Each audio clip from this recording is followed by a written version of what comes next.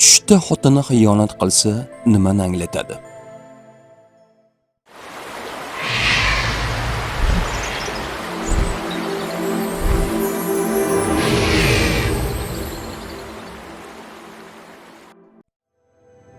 Agar siz tushingizda xotiningiz xiyonat qilayotganini ko'rgan bo'lsangiz, bu ko'pincha haqiqiy xiyonat emas, balki ichki qo'rquv va ishonchsizlik bilan bog'liq bo'ladi.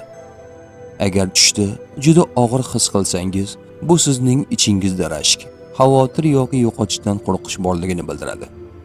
Agar xotiningizni begona odam bilan ko'rsangiz, bu o'zaro munosabatlarda e'tibor yoki tushunish yetishmayotgandan darak berishi mumkin.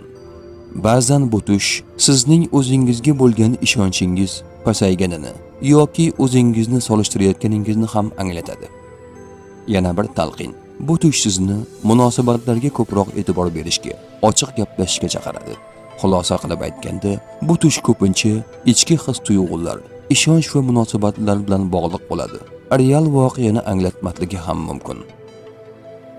Tush ta'biri bashorat emas, barcha narsani bilguvchi yagona zot Allohdir. Ko'rgan tushlaringiz ta'birini bilmoqchimisiz? Unda kanalimizga obuna bo'ling.